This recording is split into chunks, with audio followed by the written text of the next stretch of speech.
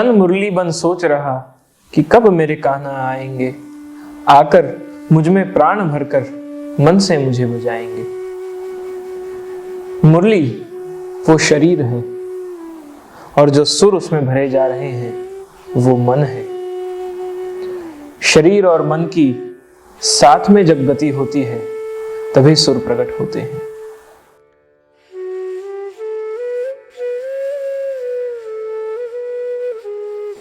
One atom has all the secrets of the matter. The same way, this body contains all the secrets of the universe. Mind is the inner part of this body, and body is the outer part of mind. ये दोनों एक ही हैं, शरीर और मन। ये काया और मन वो दोनों एक ही हैं, अलग होते हुए भी एक है। दोनों एक दूसरे के पूरक हैं। हम यदि विचार करें कि ये कैसे संभव है कि तन और मन दोनों जुड़े हुए कैसे हैं, तो इसका बहुत ही सरल उदाहरण ये है कि जब किसी को बहुत टेंशन होता है तो उसका ब्लड प्रेशर बढ़ने लगता है। तो टेंशन वो विचारों में है, वो मन में है, किसी विषय को लेकर, किसी बात को लेकर, पर उसका असर शरीर पर होता है।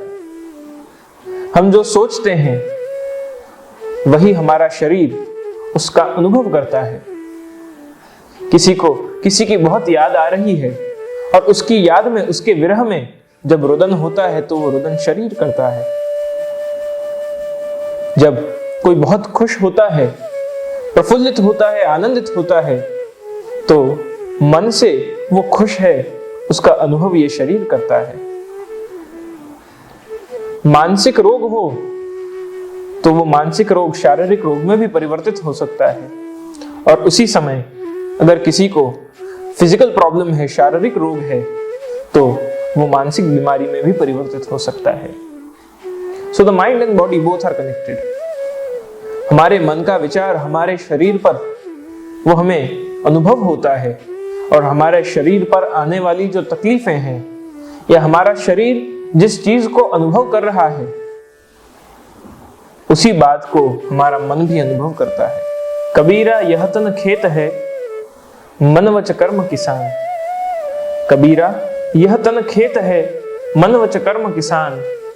पाप पुण्य दो बीज हैं, जोते बवे सुजान।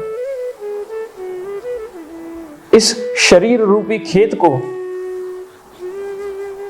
मन, वचन और कर्म, ये किसान, तीनों किसान मिलकर और इस खेत को जोतते हैं।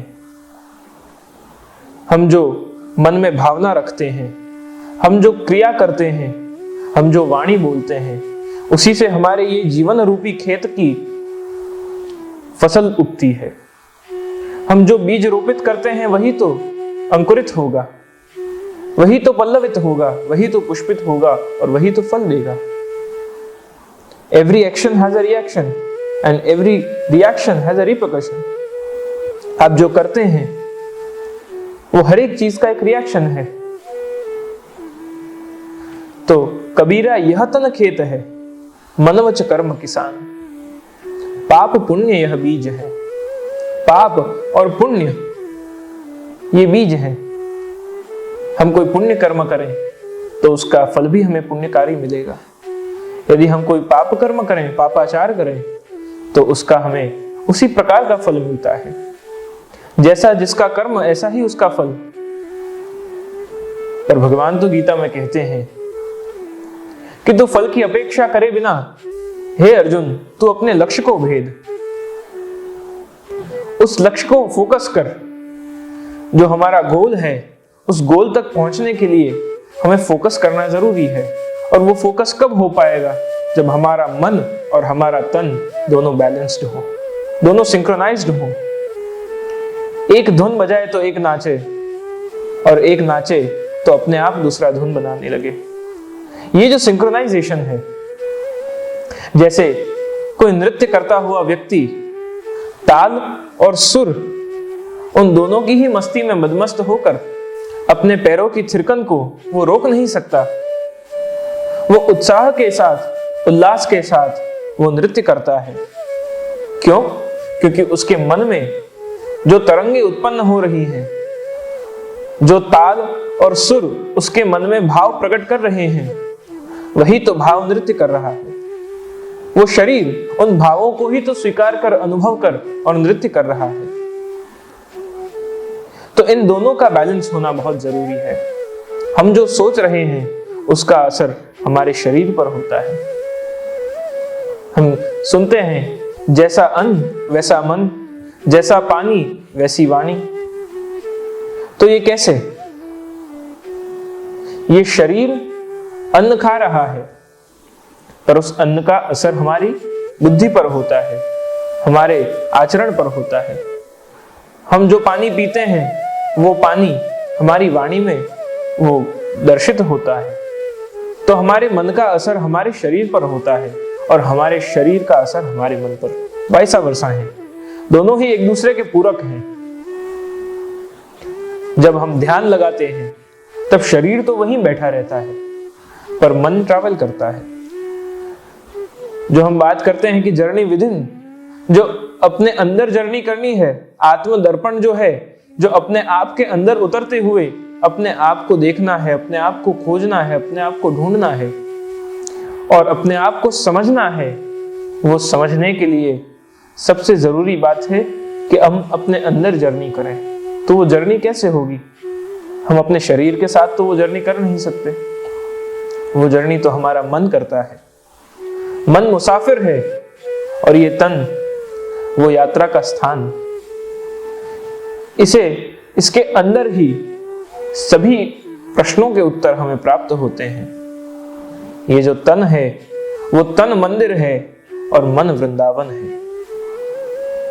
भगवान मंदिर में वास अवश्य करते हैं, पर अपनी लीला तो वृंदावन में ही करते हैं। उस लीला का अनुभव यदि करना है तो मन की यात्रा पर जाना होगा।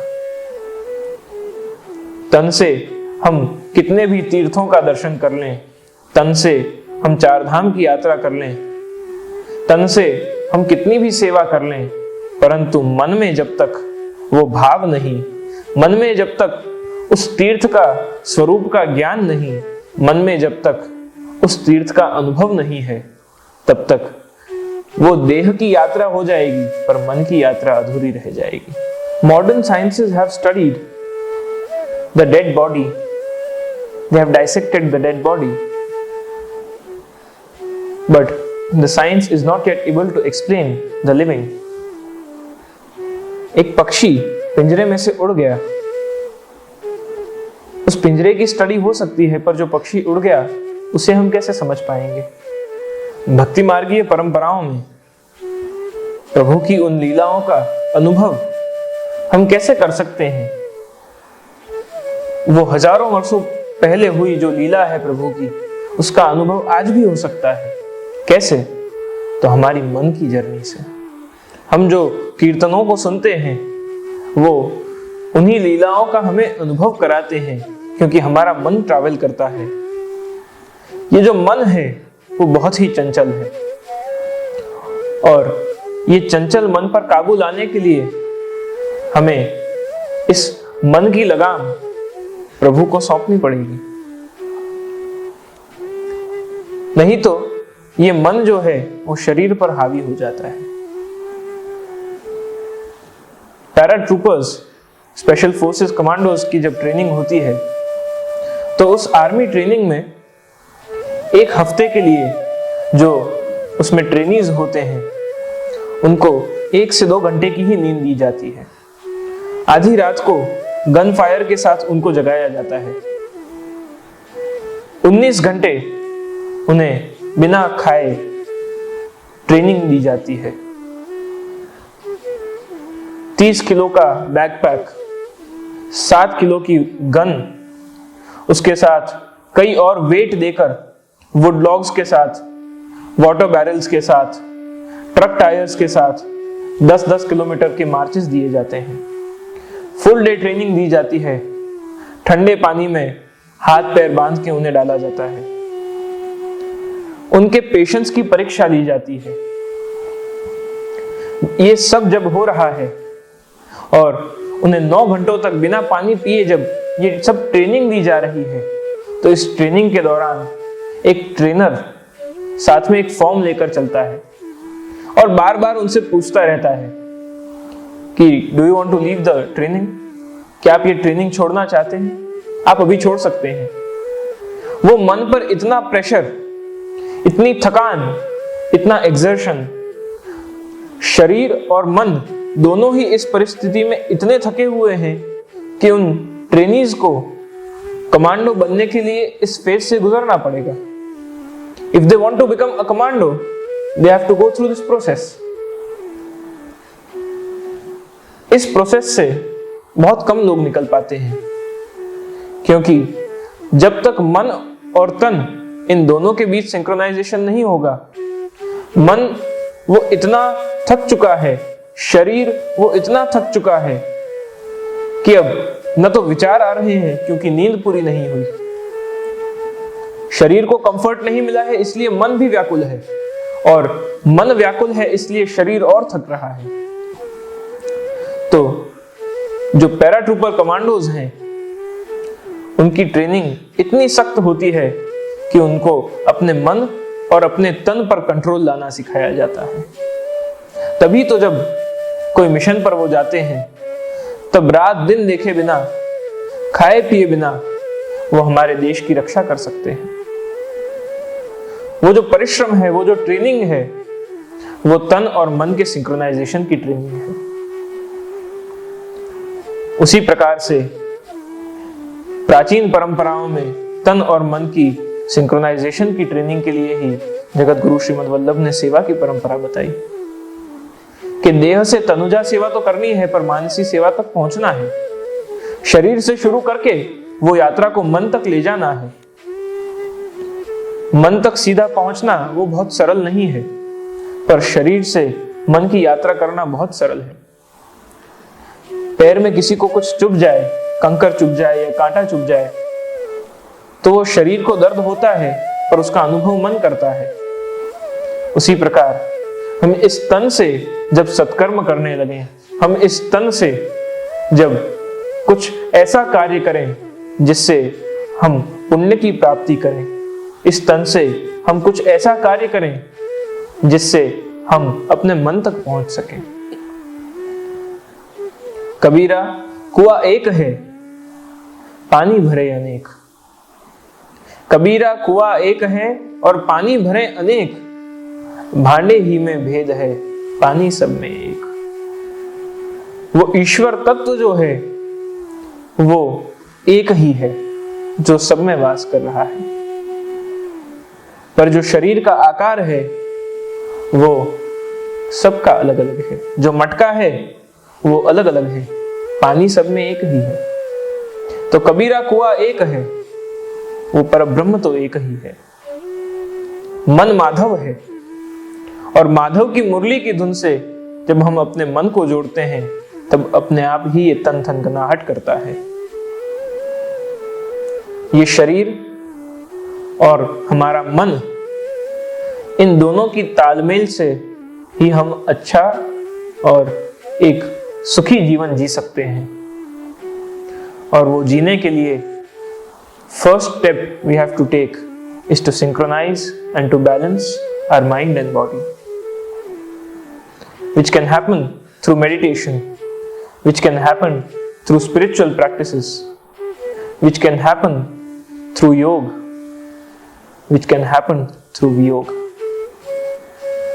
उस परमात्मा के साथ योग होगा तब भी हम शरीर से मन की यात्रा तक पहुंचेंगे, और जब उस परमात्मा का वियोग होगा, वो मन में वियोग होगा, तब अपने आप ही वो यात्रा मन से तन तक आएगी, क्योंकि अश्रु तो ये तन ही बहाएंगे। तो ये पूरी जर्नी में हम अपने मन से लेकर और माधव तक पहुंचने के लिए इस माइंड एंड बॉडी को बैलेंस करें, हमारे तन और मन को संयमित करें, और इसकी लगाम हम अपने इष्ट के हाथ में सौंपें कि अब इसका सुचारू रूप से सही तरीके से संचालन वही करें। हम तो केवल एक माध्यम हैं, हम तो केवल एक इंस्ट्रूमेंट हैं, इस इंस्ट्रूमेंट के अंदर का जो पावर है, वो पावर स्टेशन, वो पानी जो है कुआं का, वो सब में एक ऐसा परमात्मा परब्रह्म है। तो हम सब उसी की ओर अपने जीवन की यात्रा को बढ़ाएं, अपने आत्मदर्पण की तरफ हम अपने इस शरीर को बढ़ाएं। हम देखें दर्पण में अपने आप को, पर महसूस करें हमारे मन को।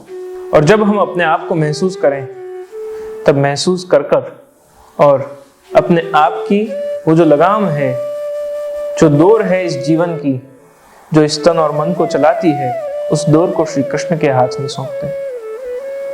तन में मन और मन में माधो, तन में मन और मन में माधो, माधो बिन यह तन मन आधो।